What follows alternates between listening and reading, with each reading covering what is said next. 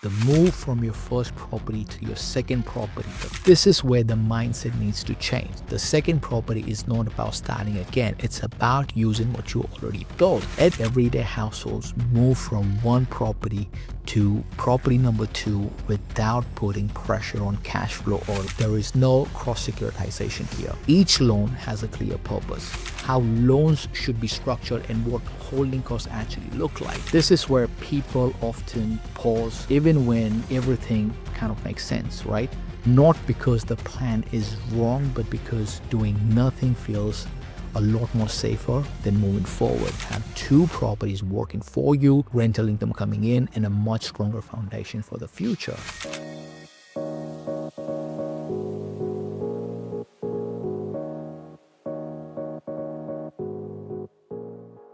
Hey everyone, welcome back to the channel. This is Smart Property Moves by FPW Group. If you're new here, the idea behind this channel is pretty simple.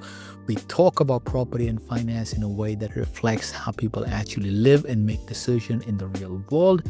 Today, I want to talk about a moment that quietly changes the direction of most people's financial journey. The move from your first property to your second property. The first property is usually emotional. It's about stability, safety, and getting into the property market. The second property, however, is a bit different, right?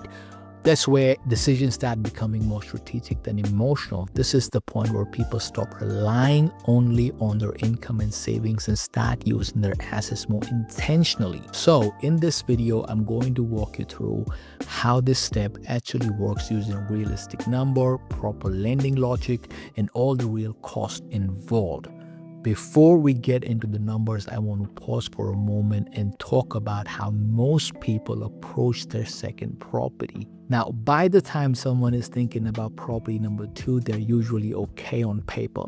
They've got a home, they've been paying it down for a few years now, their income has stabilized, and life feels busy but manageable. But mentally, they're still operating like a first-time buyer.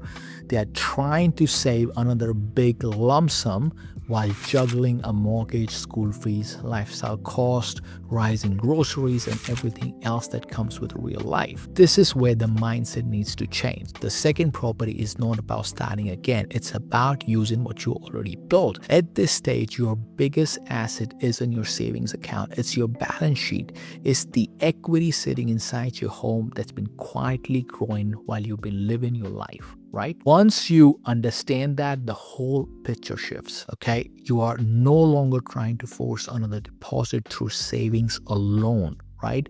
You are simply unlocking part of the value that already exists in your property and using it more strategically.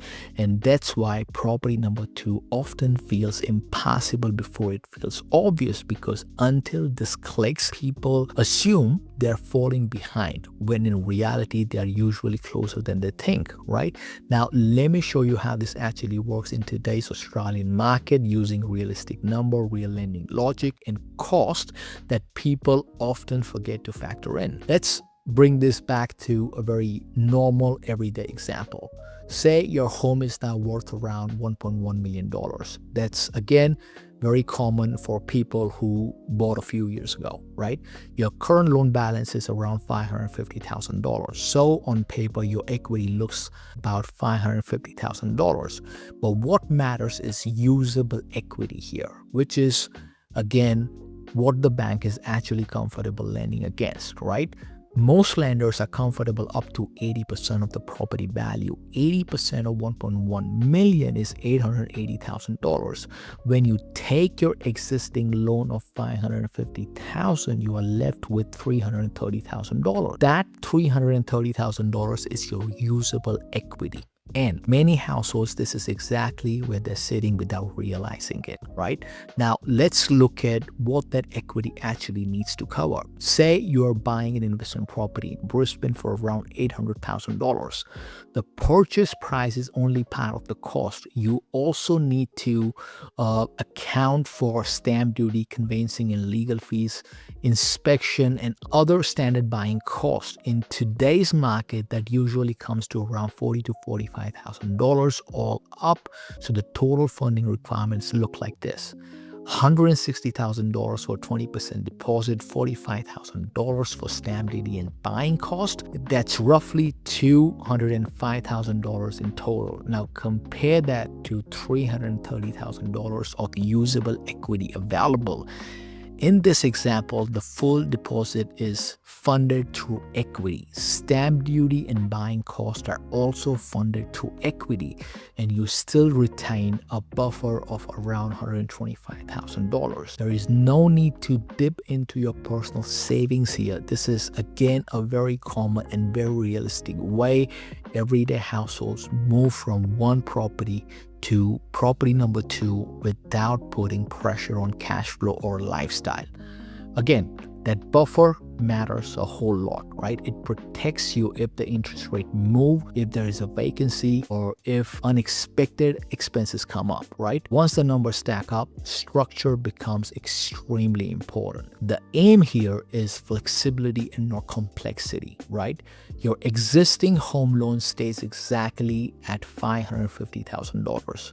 A new equity release loan of about $205,000 is created and secured against your primary place of residence. That money sits in your offset account and is drawn only when needed, right? Now, your investment loan is set up separately at around $640,000.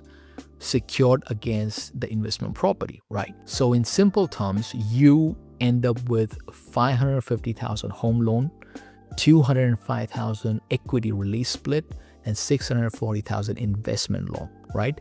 There is no cross securitization here. Each loan has a clear purpose. Now, let's talk about cash flow using today's market condition. $800,000 investment property in good Brisbane location typically rents for around $750 to $800 per week. Let's use $780 per week, right? Your investment loan is $640,000, right? At a conservative 6% interest rate, repayments are roughly $3,840 per month, or about $885 per week. So before tax, rent coming in around $780 per week, loan repayments going out around $885 per week. That's a shortfall of roughly $100 per week, right? Once you factor in interest deductibility, depreciation, property management, insurance, and your marginal tax rate, that shortfall often comes down to $50 to $70 per week after tax. For most households, that's manageable and predictable. Now, once the second property is in place, borrowing power often improves rather than tightens.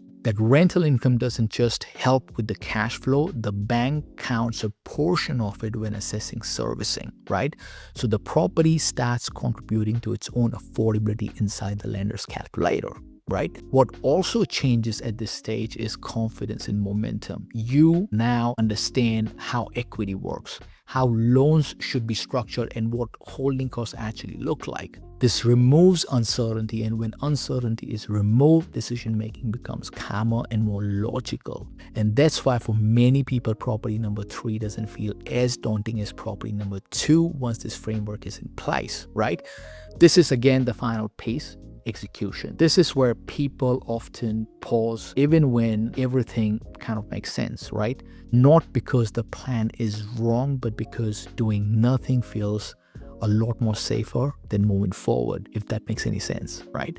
But again, once the equity is confirmed, the costs are fully accounted for, the loans are structured properly, and the cash flow is understood, this is no longer an emotional decision. 12 months from now, you could still be sitting on unused equity watching the property market from the sidelines. Or you could have 2 properties working for you, rental income coming in, and a much stronger foundation for the future, right? Now, if this video helped clarify how the second property actually works, hit like, subscribe, and turn on the notification. We share real numbers, real frameworks, and real world strategy to help you move forward with confidence and not guesswork, right? Again, thanks for watching, and I'll see you in the next one.